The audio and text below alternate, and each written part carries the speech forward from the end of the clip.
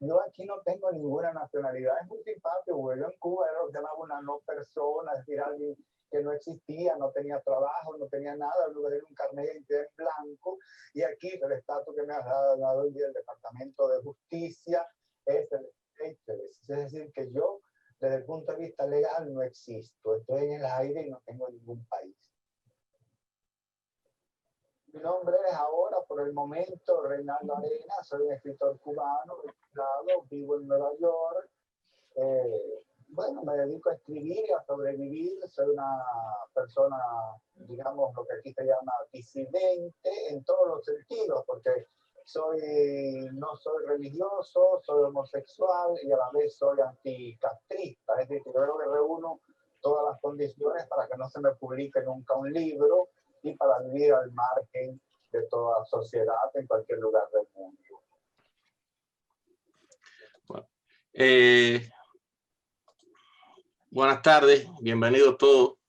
Gracias por estar aquí. Hay muchos de los invitados que no pudieron participar por complicaciones, pero yo creo que no se podía dejar pasar esta fecha en que cumple 30 años de muerte uno de los escritores más vivos de la literatura cubana. Reinaldo Arenas, nacido en 1943 y muerto justamente en la ciudad de Nueva York un día como hoy, 7 de diciembre de 1990. La idea es, primero, ¿no?, que ofrezcan su testimonio a aquellos que lo conocieron, que compartieron con él algún tramo de su vida, y después establezcamos un diálogo, el resto que a partir de ¿no?, dudas, preguntas o opiniones que queramos aportar a esto. Vamos a hacer lo siguiente, ya que vamos a dedicar entre 8 y 10 minutos los que vayan a ofrecer el testimonio de Reinaldo Arenas, y ya después entramos en la conversación y vamos a ordenarnos por orden alfabético, que es el más democrático de todos los órdenes. Y entonces yo creo que esto, si no aparece algún Abreu de momento, entonces le tocaría a Iván Acosta. Iván, cineasta, dramaturgo, el autor del famoso obra El Súper, y vivió muy cerca de Arenas, ¿no?, durante mucho tiempo. De hecho, creo que Iván, tú tuviste que ver con el alquiler de los apartamentos con los que vivió en Nueva York. Por favor. Ok, mi conexión con Reinaldo comienza en Miami a raíz del éxodo del Mariel. Una gran amiga mía, Luisa Gil, que era actriz, escritora, poetisa, que en paz descanse, falleció bastante joven. Ella me lo presenta un día en su casa comiéndonos un chilindrón de chivo que ella cocinó, y ahí había invitado a Reinaldo y 2 personas más que yo no me recuerdo los nombres, y una profesora apellido Hidalgo. Y ahí nos conocimos y hicimos buena amistad instantánea. Después lo volví a ver en una reunión en una librería en Miami, y entonces él me dijo que estaba muy interesado en conocer a Nueva York, y yo le conté cómo era Nueva York y todo ese lío. Y pasó un tiempo y un día me llama Luisa y me dice, Iván, Reinaldo, no, me dice, Iván, el Marielito va para allá. Y le digo, ¿cuál de ellos? Porque yo había conocido a varios, ¿no? Y entonces me dice, no, Reinaldo Arenas, que lo conociste y le caíste muy bien, y él necesita orientación, y aunque conocemos a varias gente en Nueva York, creemos que tú, que eres, cuando ese era el presidente del Centro Cultural Cubano de Nueva York, conoces mucha gente y lo puedes orientar. Y le digo, bueno, por supuesto. Fui al aeropuerto a recogerlo cuando llegó por el aeropuerto Kennedy, y él tenía un amigo acá que había venido también por el Mariel, y le dio alojamiento por 2 o 3 días.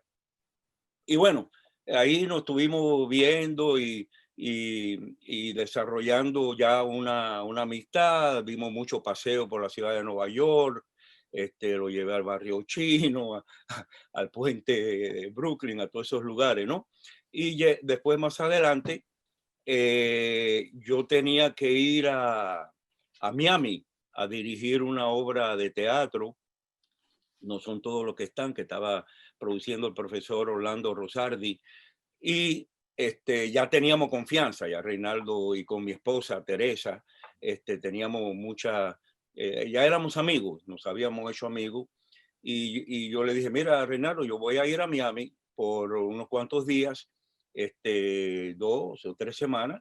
Si tú te quieres quedar en mi apartamento, ya tú lo conoces, ya yo tengo bastante libros en la sala y discos, y él se volvía loco mirando la colección de discos y los libros que él no había conocido en Cuba. Tenía la colección de Lezama Lima, se volvió loco con esa colección, y le di la llave del apartamento y se quedó en mi apartamento por 21 días.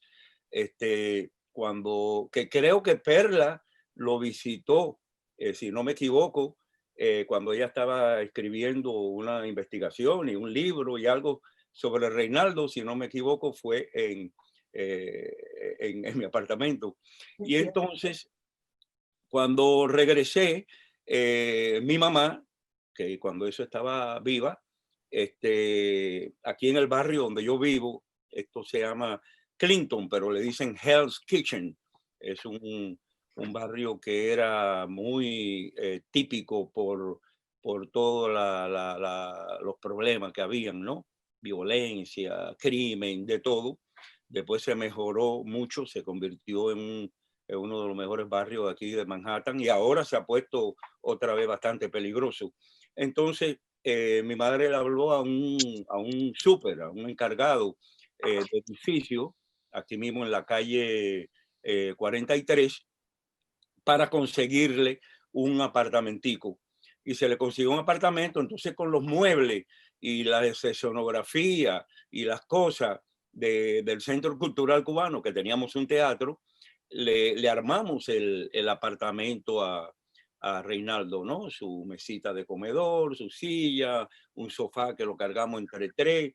Ahí vivía también Eduardo Davinson, que era un compositor cubano de música popular y fue el creador de la pachanga y todo eso. Y también escribía novelas cuando joven en Cuba. Y también vivía Reinaldo Medina, que es el actor que trabaja en la película El Súper y en la obra de teatro, hacía de Pancho. Aquí mismo, en la calle 43, a una cuadra de Times Square. Y ahí hicimos una amistad muy sincera. Él ya era como parte de la familia nuestra.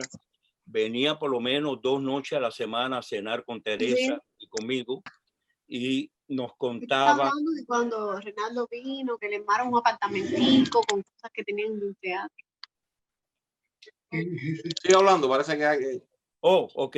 Entonces él nos contaba a Teresa y a mí cuentos que estaba trabajando en ello, cuando eso estaba trabajando en El Portero, porque Lázaro, que era muy amigo de él, empezó a trabajar de portero en Park Avenue, y nos contó muchas de las historias que después él incorporó al libro antes que anochezca, ¿no? Un día se apareció acá como con 8 libros de él, viejo, porque él no los tenía nuevos, los había conseguido, y nos los dedicó, me los dedicó y me los regaló, y lo guardo como un tesoro. Aquí yo lo tenía preparado para enseñártelo, Enrique. Y él, esta creo que era la primera edición de... ¿ves? Okay. Y así, y trajo el mundo alucinante, Entonces, tú sabes, he guardado esto como un tesoro de amistad y por lo que él representa. Viajamos junto a Washington, D.C., al Congreso de Intelectuales Cubanos por la Libertad de Cuba, y también viajamos junto a Madrid, España, al Congreso de Intelectuales por la Libertad de Cuba. Pasó una anécdota muy simpática en Madrid, porque nos estábamos quedando en el mismo hotel, y Teresa y yo estábamos en una habitación y él estaba en la habitación próxima a nosotros. No me recuerdo quién más estaba, creo que eran 3 personas que habían ahí. Y él estaba bastante paranoico en Madrid, porque había muchos agentes castristas que estaban tratando de sabotear el Congreso. El Congreso llamó mucho la atención. En España, el Congreso siempre se les dedicaba a un artista, un poeta, un escritor o un intelectual en Cuba. Y casi siempre que se les dedicaba, llamaba tanto la atención que unos cuantos meses después, a través de los contactos con personas, incluyendo a García Márquez, le hacían presión o le hablaban a Fidel o no sé a quién, y lo ponían en libertad. Y eso pasó con 3 o 4 personas. Bueno, Armando Valladares, Eloy Gutiérrez Menoyo, Jorge Valls, Ernesto, no me recuerdo ahora el apellido. Y en esa habitación que estaba Reinaldo al lado de nosotros, una noche como a las 3, a las 4 de la mañana, él se acostaba porque le dolía la espalda mucho, y se acostaba en el piso, en la alfombra, detrás de la puerta de la habitación, porque él tenía miedo que se fueran a meter en el cuarto, en la habitación. Y se acostó ahí, y una de las personas que estaba quedándose ahí con ellos era asmático, y le dio como un ataque de asma por la madrugada y salió corriendo para el baño, parece que a coger la muchacho, y pisa a Reinaldo, que estaba acostado en el piso, y le puso el pie en el pecho, y Reinaldo empieza a gritar: ¡asesino! Él pensó que era que se habían metido en el cuarto. Yo me levanto, llamo abajo a security, y se formó tremendo escándalo. Subió un representante del hotel, ¿no? Y era eso, fue una confusión que hubo, de que se convirtió en un chiste después, porque después cuando íbamos a comer, el chiste se repetía y se repetía. Eso es una de las cosas que vivimos con Reinaldo. Y después, cuando ya él, muy enfermo aquí, a una cuadra de donde yo vivo, él había cambiado de apartamento. Primero, el apartamento que se le consiguió era en la calle 43. Si no me equivoco, creo que era el 333, 331 West de la calle 43, aquí mismo, a media cuadra de mi casa. Pero después le conseguimos otro apartamento frente al famoso club de jazz Berlin. Y ahí es que ya le empieza a enfermarse, a ponerse muy mal, grave. Ya casi no quería que nadie lo visitara. Y hay muchos cuentos, ¿no? que pasamos, y a muchos lugares que fuimos, lo llevamos a él en el carro a pasear, a conocer, pero hicimos una amistad muy de hermandad, de mutuo afecto, de mutuo respeto. Y bueno, y fue parte, porque mi mamá lo quería como un hijo adoptado, ¿no? Le cogió un cariño. De hecho, yo tengo ahí como 2 libros que él le dedicó a ella, a mi mamá, y a Teresa, a mi esposa. Y eso es más o menos, fue nuestra comunicación con Reinaldo, ¿no? Por supuesto que muchos otros cuentos, pero en 8 minutos contamos esos más o menos. Pues muchísimas gracias, Iván. Bueno, siguiendo en el orden alfabético, Néstor Díaz de Villegas, que acaba de llegar de Los Ángeles, ¿no? Tienes la palabra, Néstor. Néstor, me dijiste que querías presentar imágenes. No te escucho, Néstor. No te escucho. Tiene que abrir el... Sí, ya. Ahora, ¿me oyen? Sí. Ya. Tengo un par de imágenes, pero lo tengo en mi desktop y no puedo compartirla. No sé ni cómo hacerlo. Yo te hago, mira, yo te doy co-host y ahora abajo Sí. ves un botón verde que dice share screen Ajá. y le das y ahí puedes sacar las imágenes. Ok. Deja ver cómo lo hago, pero deja ver. Aquí, esta imagen, mira, esto acá, ¿lo ves? ¿Cuál? Acá abajo, mira. Sí, no, ya el share screen lo tengo, pero ahora tengo que buscar mi desktop. Ya. Ahora lo busco. Okay. Pero, espérate, Esther me va a ayudar. Bueno, nada, eran las imágenes de las personas que estaban relacionadas. Buenas a todos, encantado de estar aquí. Esto es una fecha que yo siempre tengo en la mente como esa gente que recuerda el día que mataron a Kennedy y cosas así. Y ese día yo estaba en un motel en South Beach, que se llamaba, por cierto, South Beach Motel, y posiblemente, no presente stop, por la noche, en fin, no se puede. Por la noche, quizás yo haya estado como así en esa época, fumando crack toda la noche y por supuesto no había dormido y me desperté como un zombie, me levanté de la cama con la pipa en las manos y bajé al pequeño lugarcito que había en los bajos del motel. Y yo nunca compraba el Diario de las Américas, pero de pronto puse los ojos encima y el alma se me cayó porque yo no era un gran amigo de Reinaldo, pero habíamos tenido varios encuentros a través de nuestras vidas, al principio sobre todo de los 80, y vi el titular que decía que había muerto Reinaldo Areno. Esto fue un día como hoy, un 7 de diciembre de 1990. Yo me recuerdo exactamente donde yo estaba. Quiere decir, es una de esas muertes que marcan una época y un momento de la vida de las personas. La manera en que yo lo conocí es un poco metafísica o rara, ¿no? No es igual que otras personas. Y quizás esto tenga que ver con su persona, la manera en que él fue. Fue en los primeros años, yo no recuerdo cuál, pero los primeros años, antes del año 73, en La Habana. Él era muy amigo de un amigo mío y quizás hubiera estado alguna vez empatado con alguien que era el barbero de todos nosotros, que después tuvo una barbería famosa en la calle 8.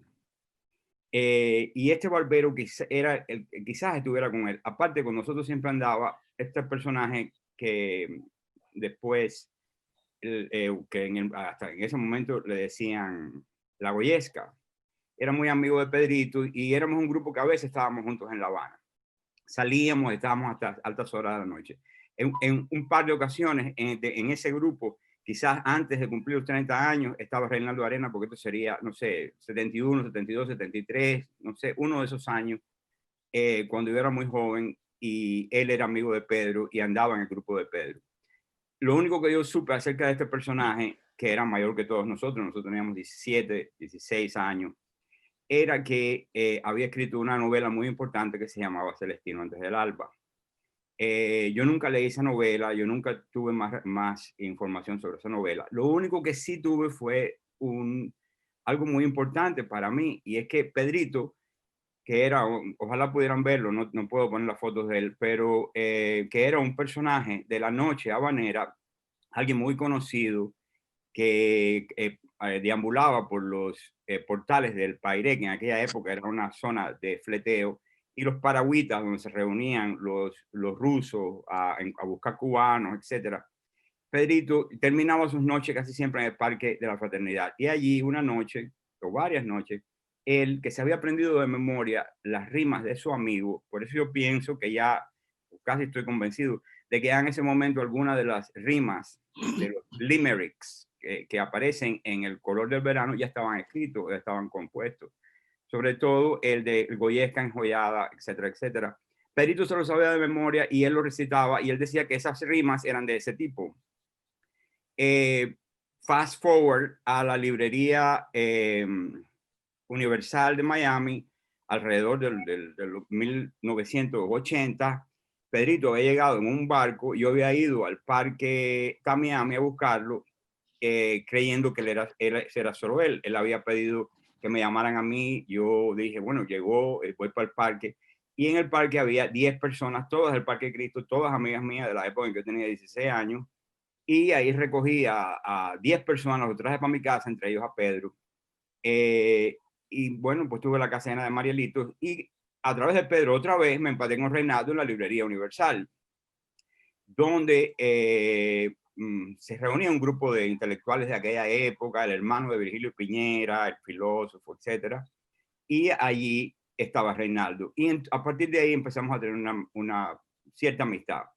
Ahí yo tengo 2 cartas que quería enseñar, que son las cartas que él me escribía antes de venir a Miami para encontrarnos en casa, o que llamara a su tía Osaida, creo que se llamaba, y allí encontrarnos. En esas ocasiones nos encontrábamos y nos íbamos. Una ocasión estaba Carlito Victoria, el pintor, Ruiz, Gilberto Ruiz, Reinaldo, Pedro, otro grupo de gente que no puedo determinar quiénes más eran, y todo. Creo que esto es una época anterior a que llegaran los Abreu, así que no pienso que ninguno de los Abreu estuviera ahí.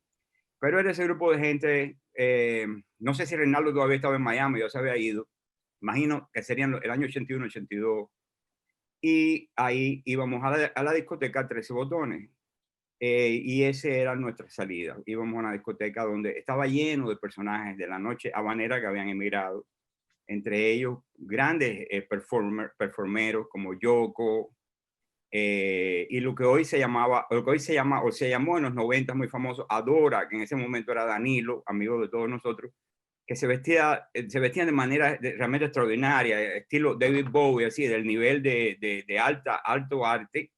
Y 13 Botones era una discoteca donde estaban esos artistas de nocturnos, como Danilo, que después fue Adora, como Yoko, que era amigo de nosotros desde La Habana y amigo mío desde La Habana, que, bueno, tenían esa manera fantástica de expresarse por primera vez.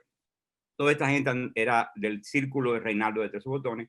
Y por supuesto, esta es una discoteca muy oscura y muy... todo estaba permitido.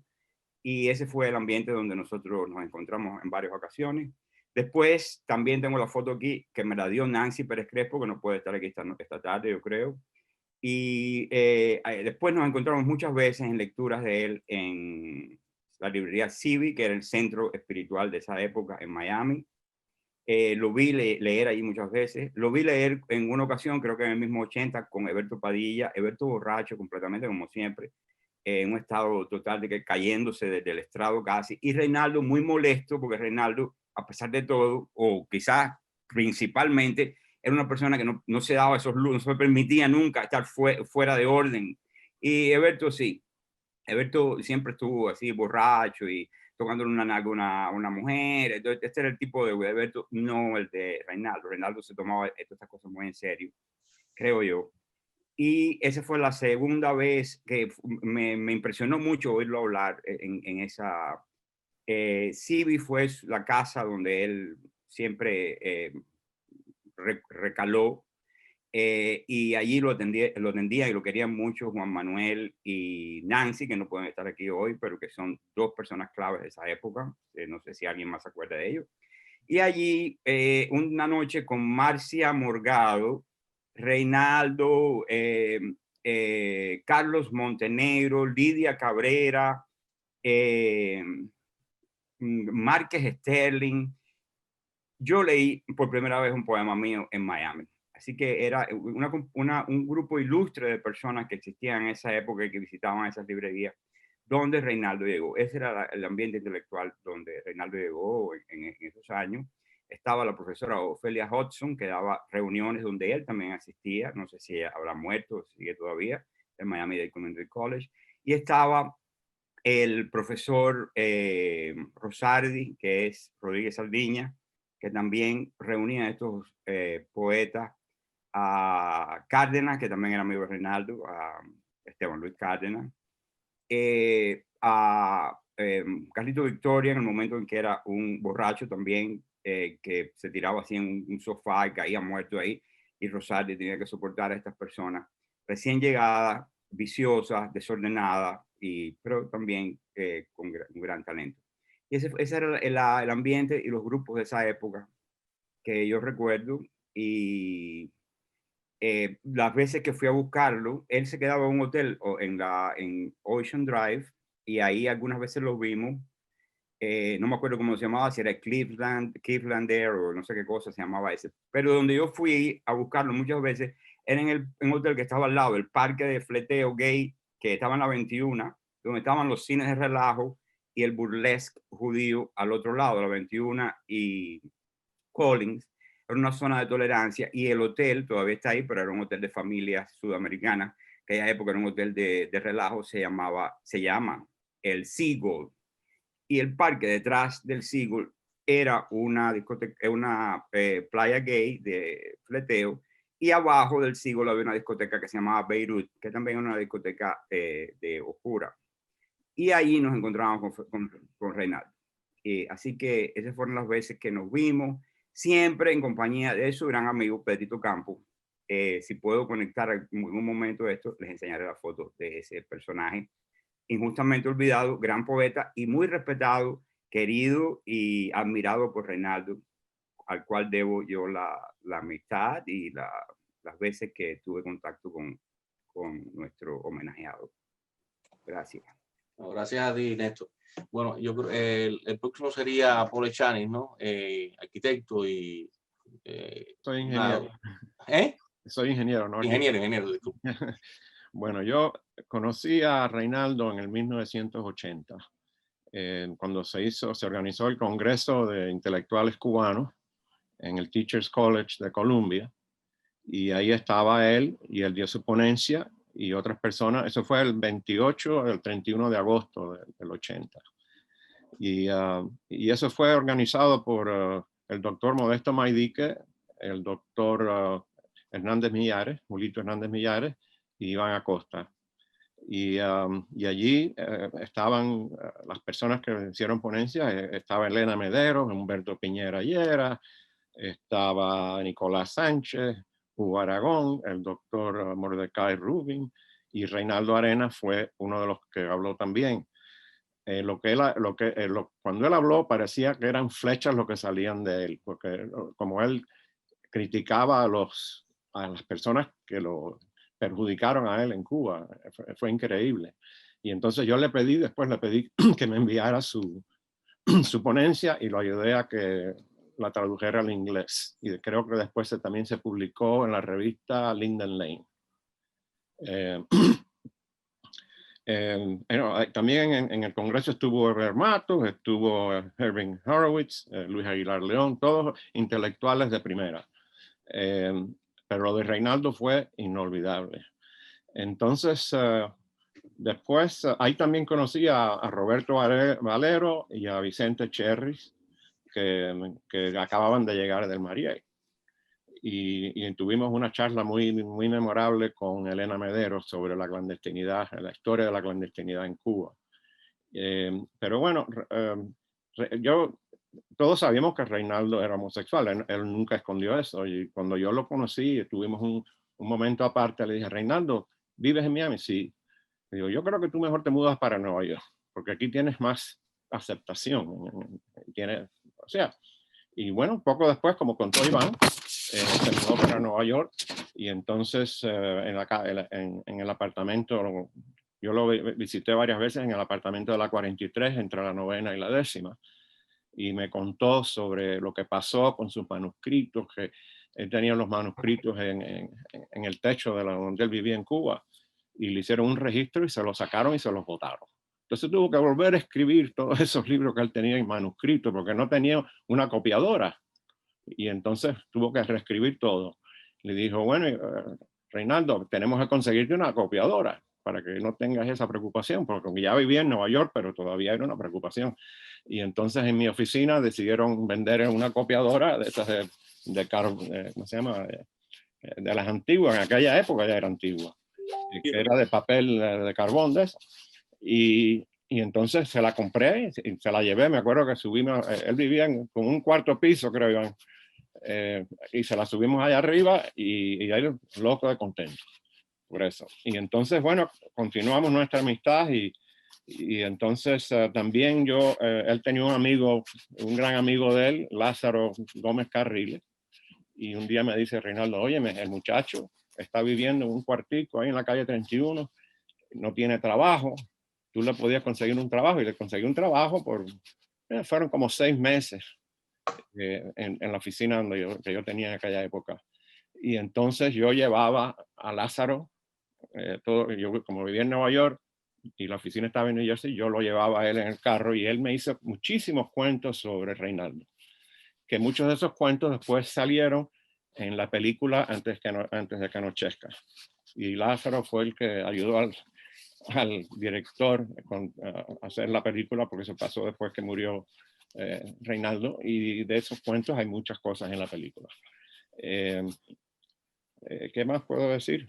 Bueno, para mí fue un señor, un muchacho, porque en realidad él era mayor que yo, pero tenía una cuestión como juvenil, ¿no? Era como un muchacho para mí y un carácter increíble.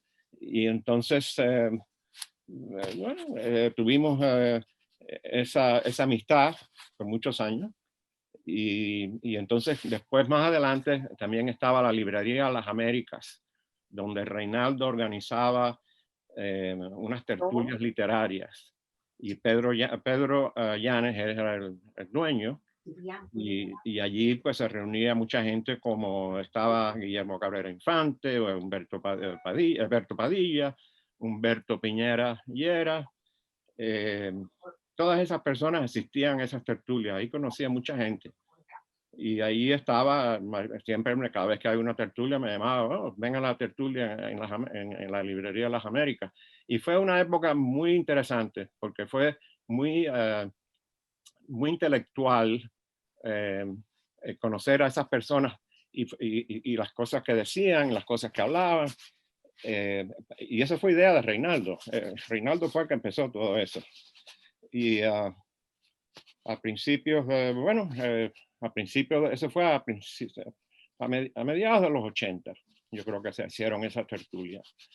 Y bueno, esa fue mi relación con Reinaldo. Siempre nos respetamos mucho y yo sentí mucho cuando él murió.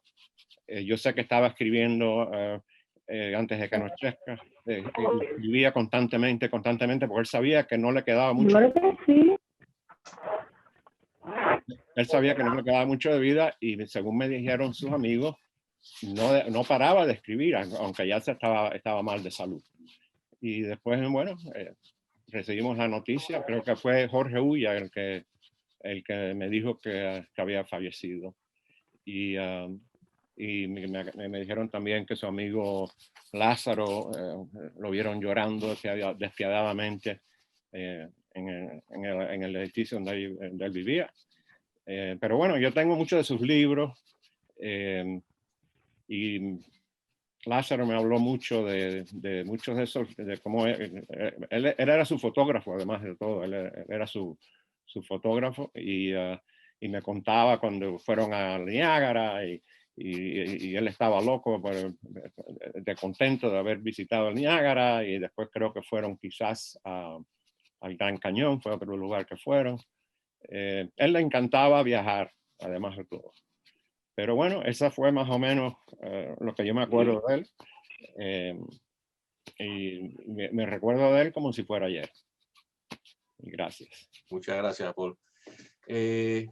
Luis de la Paz, miembro de la generación de Mariel, miembro del consejo de redacción de la revista Mariel, magnífico narrador, y una de las gentes sin las cuales la memoria de Mariel estaría en camino a perderse. Es una gente que más ha hecho por mantener esa memoria, por reunir testimonios, por crear antologías. Es una gente con la que siempre uno puede contar en casos como este, y le agradezco muchísimo que estar acá.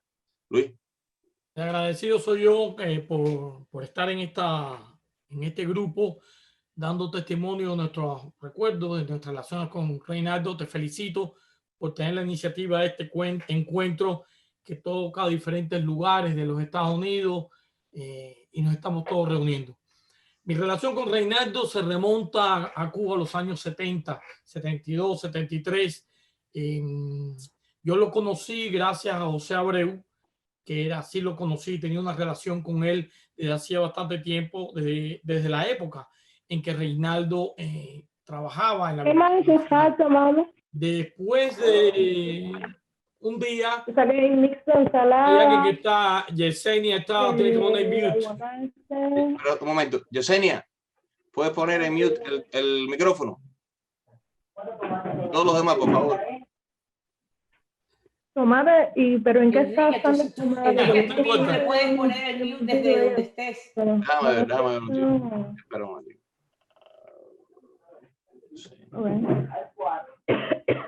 Compra malanga también, si acaso, para... Se puede, malanga, para venir aquí. Enrique, tú puedes silenciar a todos. Ya. Okay. Tú lo puedes eliminar, Enrique. Ya. Bueno, volviendo al comienzo. A través de José Abreu conozco a Reinaldo. Una vez nos los encontramos en La Habana Vieja y Reinaldo, estaba hablando de los años 72, y Reinaldo en ese momento decide ir a visitar a los Abreu a su casa y va y hace una visita, y ahí estoy yo también y otros amigos y conversamos y hablamos, y escuchar a Reinaldo era una experiencia única. Reinaldo tenía una manera de hablar muy peculiar. Había en su decir cotidiano, en su proyección, había hasta poesía en lo que decía y en la manera que lo decía, con un gran sentido del humor, una agudeza asombrosa y todo el mundo se desternillaba de la risa prácticamente con cada vez que Reinaldo decía algo, porque Reinaldo tenía un gran sentido del humor y una gran cultura, y hablamos de literatura y hablamos de proyectos, e incluso se habló de un proyecto de hacer una revista literaria que se llamaba, y la hicimos, se hicieron 2 números, se llamaba A la Marea, que se hacía impresa, era página que se hacía a máquina, y una vez que ya estaba con un mimeógrafo se sacaba 1 o 2 copias porque no podían haber muchas. Después empezamos a hacer tertulia en el Parque Lenin, porque ir a casa de los Abreu continuamente constituía un cierto riesgo para todos, porque Reinaldo siempre fue una persona que como escritor estuvo muy vigilado. Empezamos a hacer la tertulia en el Parque Lenin, que nos metíamos en los montes. Además era la oportunidad que teníamos de ir a comer queso crema, galletitas y péter y esas cosas. Y ahí se fueron leyendo muchas cosas.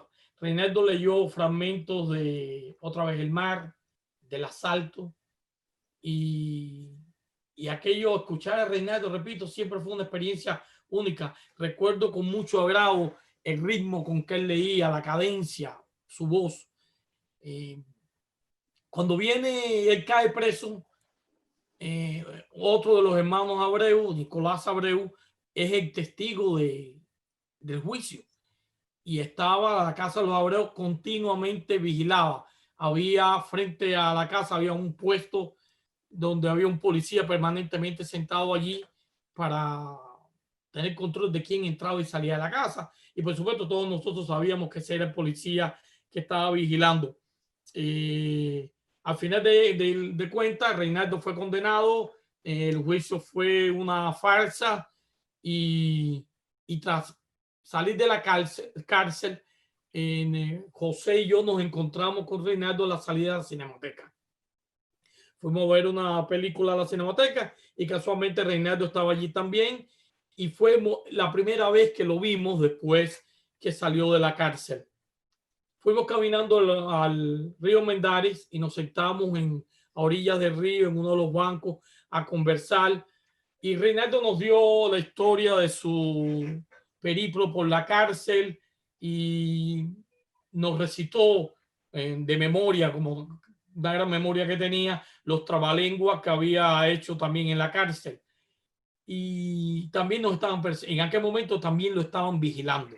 Tan es así que en lo alto del puente Almendares había un hombre recostado a la baranda mirando hacia donde estábamos nosotros sentados. Reinaldo de pronto empezó a saludarlo, a decirle adiós al policía, y Reinaldo se va a dar cuenta que ya tú lo viste y dice, no sé, eso es lo que yo quiero, que se dé cuenta de que ya sabemos que está ahí. Al final de cuentas nos fuimos y regresamos al lado de la Cinemateca, que había una pizzería, y Reinaldo llegaba y llegó con nosotros a la pizzería, estábamos haciendo la cola y llegó el policía también, y nada, hubo un momento que el Reinaldo fue al baño y el policía le fue detrás también a Reinaldo al baño.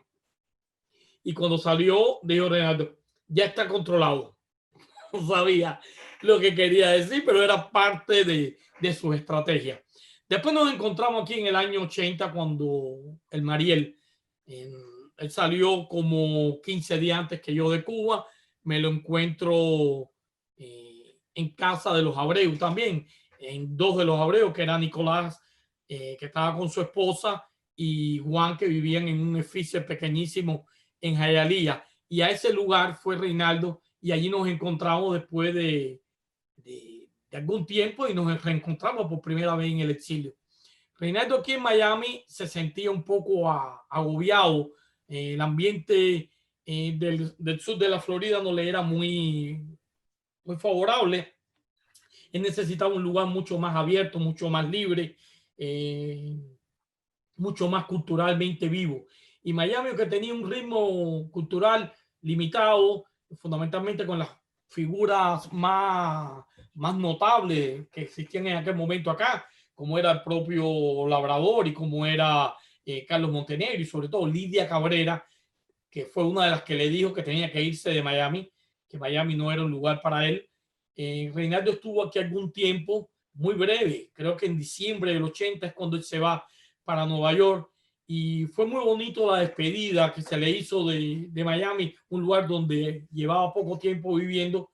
Pues Nancy Pérez Crespo preparó una fiesta de despedida que se hizo en un apartamento muy grande, muy bonito, en un lugar allí en el downtown, no recuerdo dónde era, y había más de 100 o 150 personas compartiendo allí, despidiendo a Reinaldo, que se iba para Nueva York. Después sí hubo muchos encuentros. Cuando Reinaldo venía a Miami, que como dijo Néstor, venía a la playa de Collins y la 21, que era la playa gay de aquella época, y Reinaldo siempre siempre venía y se sentía muy a gusto en ese lugar, porque él necesitaba mucho del mar, y no solo de la presencia del mar como podía tenerla en Nueva York, sino del mar donde pudiera zambullirse y nadar. Él era un hombre, un gran nadador.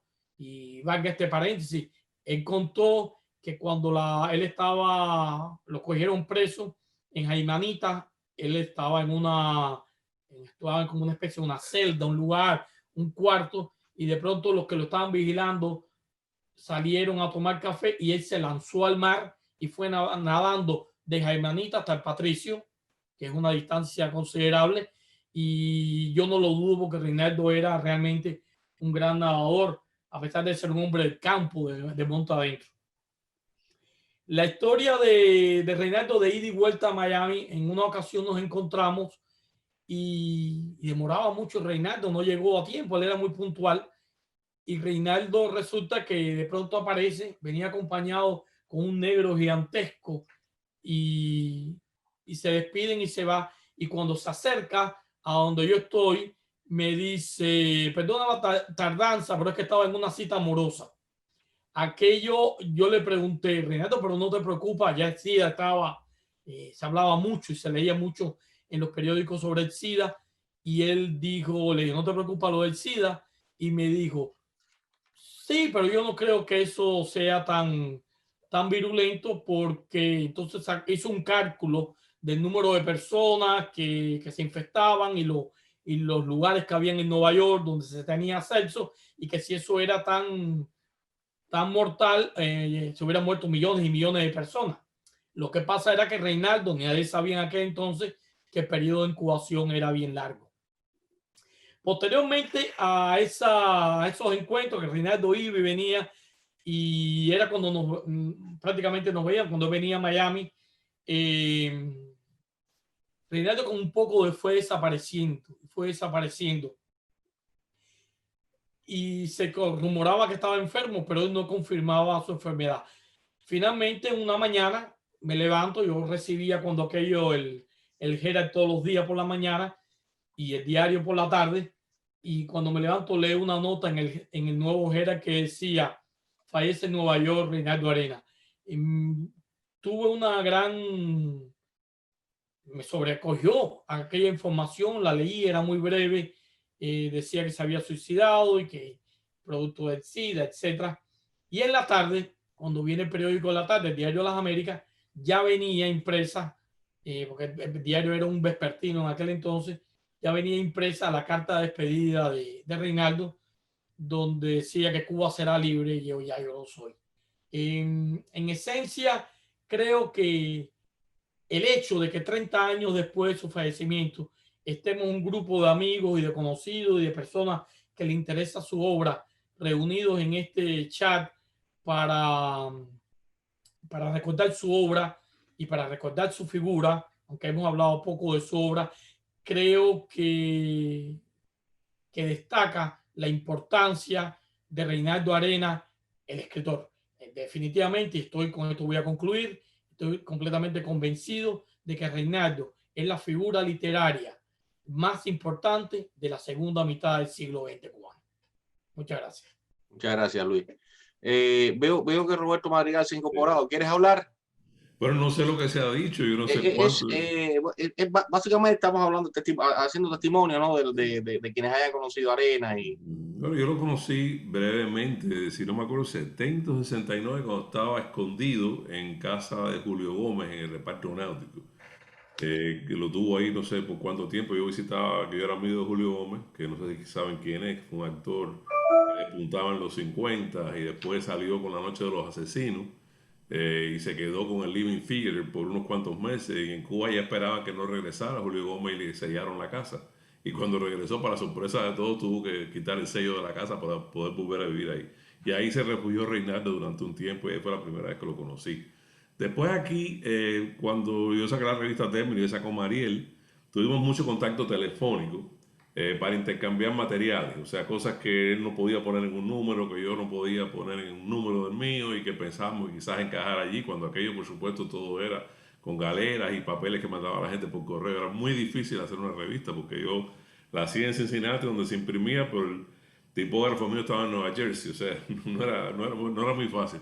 Y entonces intercambiábamos muchos papeles, muchas conversaciones, hablábamos de la gente que podían ser infiltrados aquí. Él siempre fue muy paranoide, y había mucha gente que pensaba que eran infiltrados, que yo no creo que lo eran, pero bueno, hablábamos mucho de eso, y así muchas noches, o sea, eran mucho muy por teléfono. Nunca lo vi en Estados Unidos en persona, pero sí hablamos mucho, yo diría por año y medio, tuvimos un contacto frecuente. Era otro momento también, las revistas que se producían en aquel momento, uno colaboraba, prácticamente todo lo sacábamos con lo poco dinero que teníamos en los bolsillos de nosotros. Ahora yo veo que hay más una especie de competencia por ver quién se gana los fondos para sacar una revista o la otra, cuando aquellos no, cuando aquellos a mí me sobraban 4 trabajos para el número 3, pues lo llamo, yo creo si te cabe, así como no, mira, a mí no me sobra creo que te interesa a ti, y así intercambiamos trabajo de un lugar para otro, y esa fue más o menos mi relación personal con él.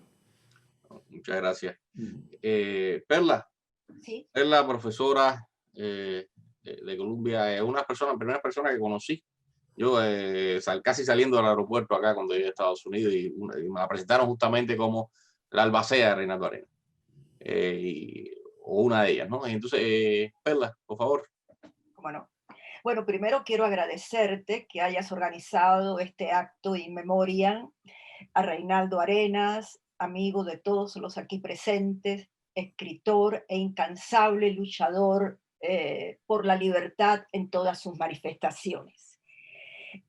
Yo decidí rescatar la voz de Reinaldo para esta reunión, de la última entrevista que su última entrevista me la concedió una semana antes de irse de este mundo, como decía él.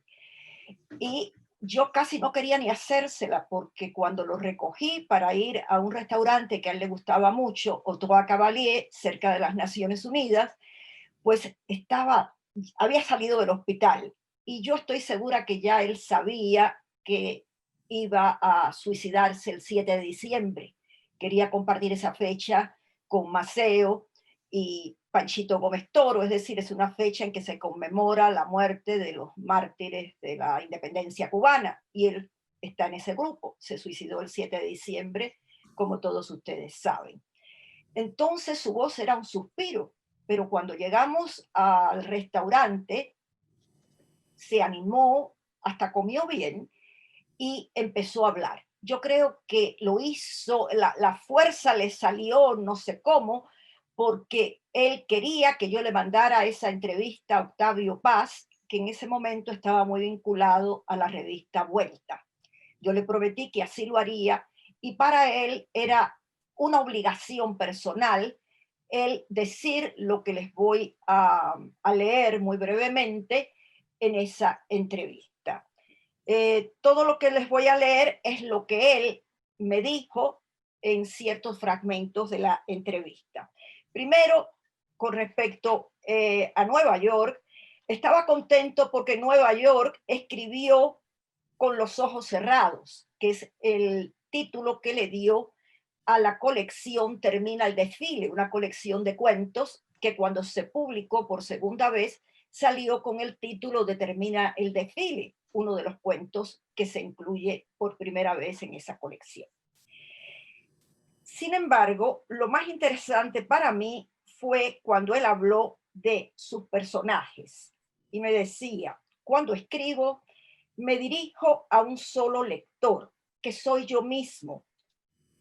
Leo los textos y si no me gustan, los rompo. Ese lector luego se desdobla en otro y así sucesivamente hasta adquirir un carácter infinito. Toda obra es un acto de complicidad entre uno y el lector.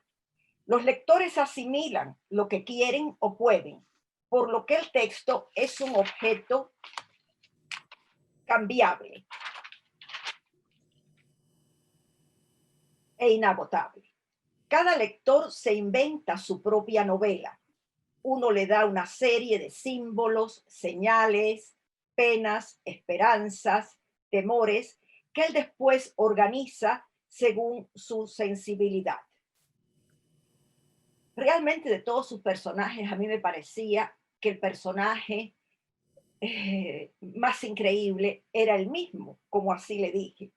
Y entonces él me contestó: ese personaje lo he dejado en todos mis libros, que son el sentido de mi vida. Me siento muy feliz de haber podido terminar, o casi terminar, porque uno nunca termina, ni siquiera con la muerte, el ciclo literario que se ha trazado. Tal vez un probable lector de mi obra diga: ¿cuánto sufrió esta gente? ¿Qué mundo tuvo que vivir? ¿Cuánta piedad sentimos por ellos? Esas fueron sus últimas palabras en esta entrevista, una semana antes de irse de este mundo, como decía. Así nos despedimos, era una tarde plomiza, pero había unos rayitos de sol que siempre me iluminan hasta hoy mi recuerdo de Reinaldo.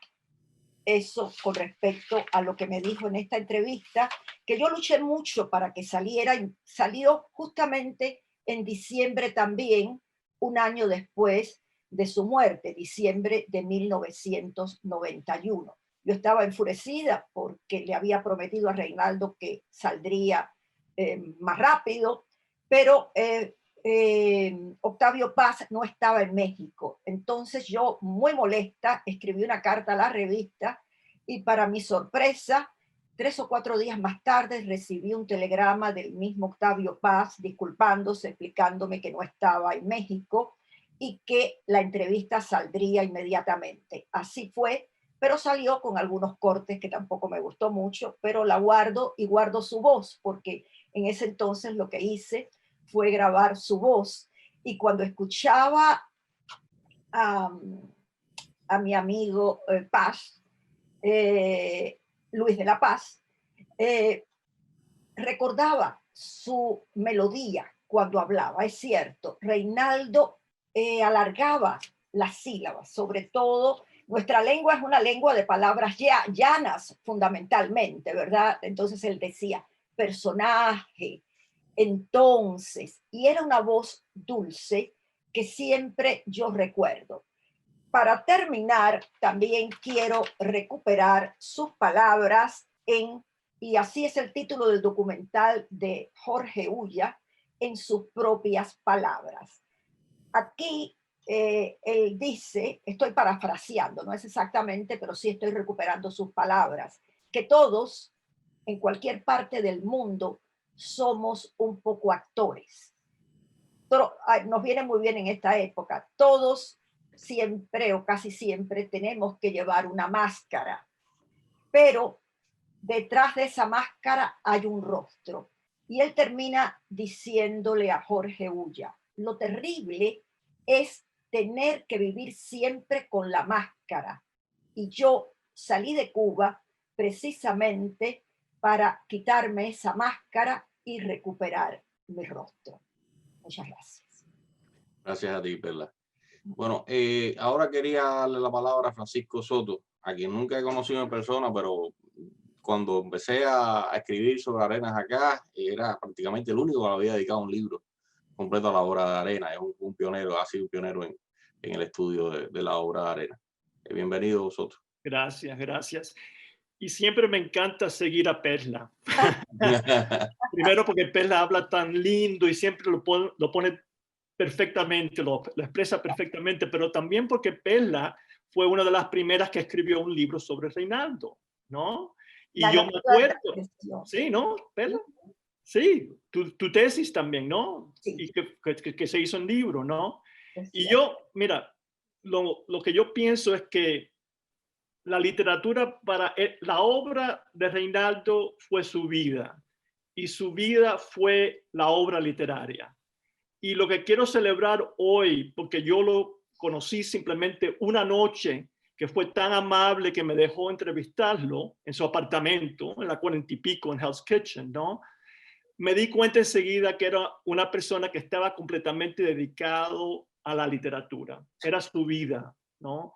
Y de ese momento en adelante, cuando yo le escribía, siempre me respondía inmediatamente, apoyándome, mandándome manuscritos, ¿no? Ayudándome en todo en mi carrera literaria, ¿no? Y por qué yo escogí a Reinaldo y su obra para estudiar fue porque yo ya terminando mis cursos graduados, ¿no? Empecé a pensar, bueno, sobre qué tema voy a escribir, sobre qué autor voy a escribir, ¿no? Estaba interesado por un tiempo en la poesía de Paz, los cuentos de Borges, ¿no? Pero de repente me llegó a las manos una novela de Reinaldo y no fue El mundo alucinante, fue otra vez El mar, ¿no? Y me encantó la creatividad, ¿no? El sentido de humor que está en toda su obra, ¿no? Y también el profundo sentido, ¿no? De ser y de sentir, ¿no? Que es tan palpable, ¿no? Cuando uno lee la obra de Reinaldo. Y lo que quisiera recordarles a todos, ¿no? Es que, y yo también que empecé con sus novelas, es que Reinaldo cultivó todos los géneros literarios, ¿no? Poesía, colecciones de poemas, cuentos, teatro, novelas, ensayos. O sea, le interesaba todos los aspectos de la literatura, ¿no? Y lo hacía todo con tanto sentido, ¿no? De creatividad y de humor y de cariño, ¿no? Y eso es lo que yo siempre encontré en su obra, ¿no? También para mí, como hombre gay también en los años 80, ¿no? Encontrar a un autor tan atrevido de hablar de un tema que era tan tabú en ese entonces, no para nosotros 30 años después. Siempre pienso ¿qué diría Reinaldo hoy en día de cómo vivimos, ¿no? Los gays, ¿no? Pero esto también me impactó y fue uno de los aspectos de su obra que tanto me llamó la atención, ¿no? Yo me acuerdo bien el 7 de diciembre también, porque meses antes fue mi primer trabajo en Michigan y yo lo había invitado a venir a dar una conferencia y él había aceptado, ¿no? Y unos meses después me mandó una carta donde me decía que tenía que cancelar y yo estaba, o sea, tan triste, ¿no? Pero ya era tan obvio, ¿no? Que ya no se sentía bien. Pero de que en un principio me dijo que sí, me hizo pensar, ¿no? Que sí quería, ¿no? Siempre quería. Cuando era asunto de su obra, quería que su obra saliera, ¿no? Para que todo el mundo pudiera apreciarla, ¿no? Y hoy yo lo recuerdo con mucho cariño. He tenido una carrera universitaria gracias a la obra de Reynaldo Arenas. Y yo siempre, cuando alguien me escribe, recibo muchos mensajes, ¿no? Estudiantes que me preguntan algo sobre la obra de Reynaldo, enseguida contesto, ¿no? Porque pienso que todavía hay mucho más que escribir en cuanto a la crítica literaria de Reynaldo. Y estoy completamente de acuerdo con Luis cuando dijo que me parece que es una de las figuras cubanas, autor cubano más importante de la segunda mitad del siglo XX. Y hoy yo felicito su obra y su vida y su obra. Gracias a ustedes. Muchas gracias a ti, Francisco. Quisiera en esta primera parte hacer una sección e invitar a Manuel Zaya, cineasta que hizo, autor del magnífico documental Seres Extravagantes, que es una, yo sé, lo acabo de sorprender, no creo que estuviera preparado, pero yo creo, y quiero hacer esa sección porque él no lo conoció, pero ha sido una de las posibilidades de conocer ese mundo mitológico que creó Reynaldo a través de su obra, cómo él lo fue reconstruyendo, cómo Manuel Zaya lo reconstruyó en su documental, ¿no? Con esa búsqueda del padre que realiza, de los amigos, de la madre. Y yo me gustaría, Manuel, que hablaras un poco de qué fue lo que te llevó a ti a hacer ese documental y qué tú puedes, ¿no?, decirnos de esa experiencia. Bueno, básicamente yo vi, buenas noches. Yo hice el documental en el año 2003, pero lo empecé a planificar desde el 2001. Antes había vivido, me escapé de la residencia de estudiantes, viví como una especie de comuna hippie, donde circulaban los libros de Reynaldo Arenas. Y en el 2001 sale la película de Julian Schnabel, Before Night Falls.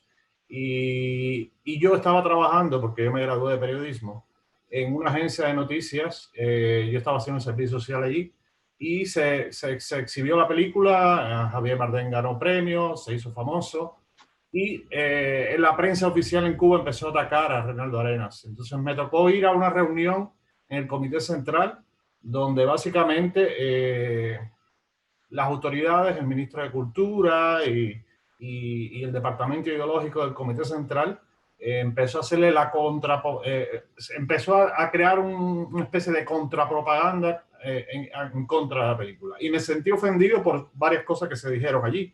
Una frase que usó Abel Prieto, que en ese entonces creo que era ministro de Cultura, que dijo así que había que crear como una especie de gémeres rojos para aglutinar a los gays y ya dejar el tema de los homosexuales en el pasado, porque eso había sido una mancha en el expediente de la Revolución Cubana. A mí y por supuesto la gente entre los periodistas oficiales se rieron, ¿no? Parecía que una broma, ¿no? Pero realmente no era una broma. Ellos lo que intentaron fue tapar todo lo que estaba pasando. Ahí nace el periódico La Jiribilla. Ahí Mariela Castro empieza a tomar una posición en el CNSX que se había creado desde los 80. Pero el CNSX se empieza a interesar por los homosexuales, digamos que a partir de la película de Arenas. Y un poco para enmascarar o tapar ese pasado oscuro de la Revolución Cubana con el trato que le dio a los homosexuales con las unidades militares de la producción. Cuando empecé a estudiar cine, yo enseguida me interesé, creía que había que hacer un documental sobre Reynaldo Arenas. Y encontré un amigo productor español, que es cineasta igual, y me dio dinero. El problema era después hacer la película en Cuba. Yo estuve 2 años planificando esa película y evidentemente nunca me dieron autorización oficial para hacerla. y la hice incluso después de que Fidel Castro, después de la Primavera Negra, ya el gobierno cubano había condenado a muerte a estos 3 hombres, que es negro, y había encarcelado a 75 periodistas. O sea que lo hice en una situación bastante delicada.